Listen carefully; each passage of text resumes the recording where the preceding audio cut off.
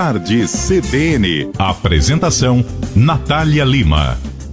São 2h44, a gente volta a conversar com o presidente da Comissão de Direito Eleitoral da OAB Goiás, Vandir Alan. Está conosco aqui falando sobre a possibilidade de adiamento das eleições deste ano ou não. Antes do repórter CBN, a gente falava sobre essa possibilidade real, como é que ficariam as datas. E eu queria saber também como é que fica a situação desses candidatos, até pelo momento que a gente está vivendo, presidente, uma campanha que provavelmente não terá mais aquele conhecido corpo a corpo. Os candidatos, eles vão ter que se reinventar também, né? Exatamente. Nós já tínhamos a previsão de que essa campanha, ela seria a campanha das redes sociais, né?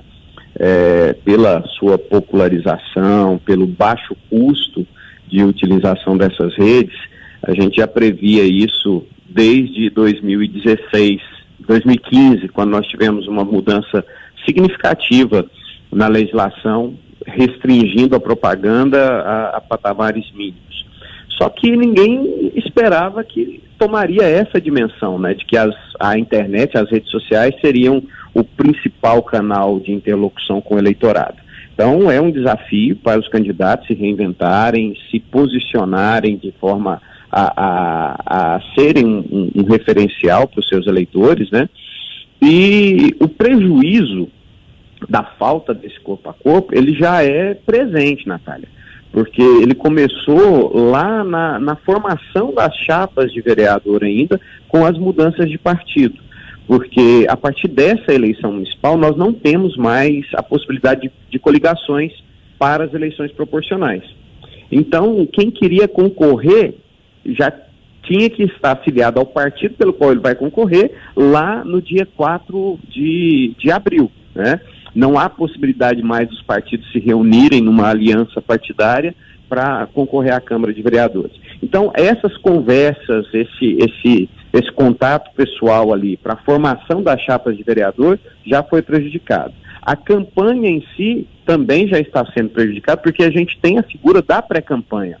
É permitido ao candidato hoje apresentar a sua postulação, apresentar o cargo que ele pretende concorrer, falar dos seus atributos pessoais, né? E para isso ele poderia, inclusive, estar fazendo visitas, o que está impossibilitado pelo cenário da pandemia, Natália.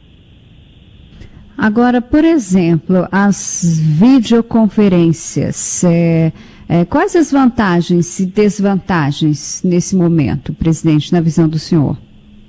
Você diz para a realização das convenções Isso. Ou como instrumento da propaganda? Para as convenções, estava falando, né? das convenções, mas a gente pode falar dos dois também. A gente pode avaliar as duas situações.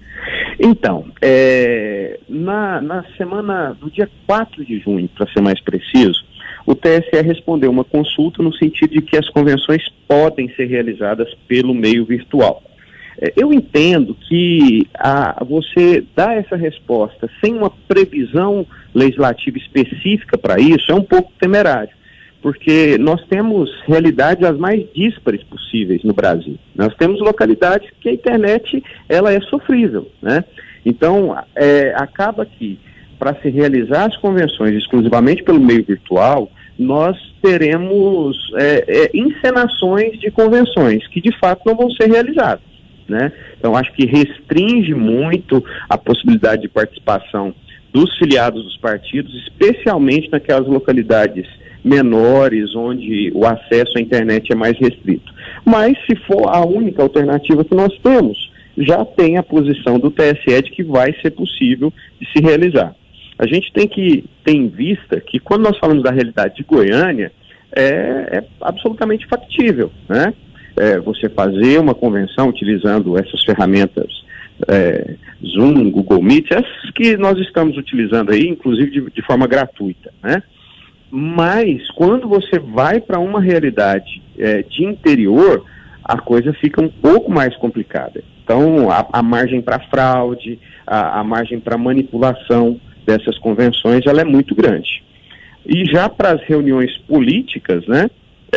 Eu acho que a gente tem que dar um passo seguinte para que o eleitor aceite isso. Eu acho que ainda não tivemos uma familiarização com esse tipo de ferramenta que permita ao eleitor receber virtualmente o candidato na sua casa, né?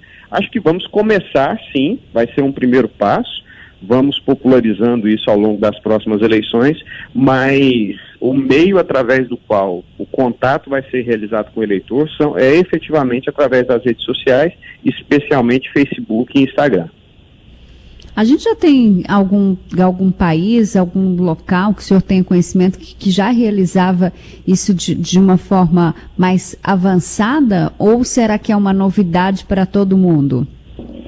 Assim, nos Estados Unidos, ele tem um modelo eleitoral muito diferente do nosso, porque como eles são uma federação legítima, cada estado legisla a forma que você vai votar, por exemplo.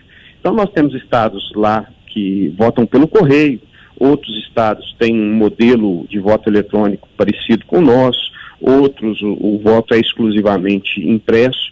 Então existem algumas experiências de voto remoto, né, nos Estados Unidos. Na Alemanha, eminentemente a possibilidade de votar pelo correio. Então, existem outros países que já fizeram, já têm alguma experiência desse ato de votar não ser circunscrito àquele momento ali de depositar o voto na urna em uma determinada sessão eleitoral. Mas é uma questão mais cultural, Natália. Nós não temos essa cultura do voto tão arraigada como nesses países, que sequer investem na segurança do voto como o Brasil investe, né? Se você apresentar para um eleitoralista americano, um cientista político alemão, as camadas de segurança do nosso voto eletrônico, ele vai perguntar para você assim, mas por que isso? Aí você vai dizer, não, para que a gente possa evitar a fraude eleitoral. A fraude eleitoral não é uma realidade da cultura deles, entende? Então eles não têm o mesmo nível de preocupação com a segurança que nós temos. Então, para o Brasil, tanto a obrigatoriedade do voto, os cuidados com a segurança do voto ainda são uma necessidade pela realidade cultural que a gente vive.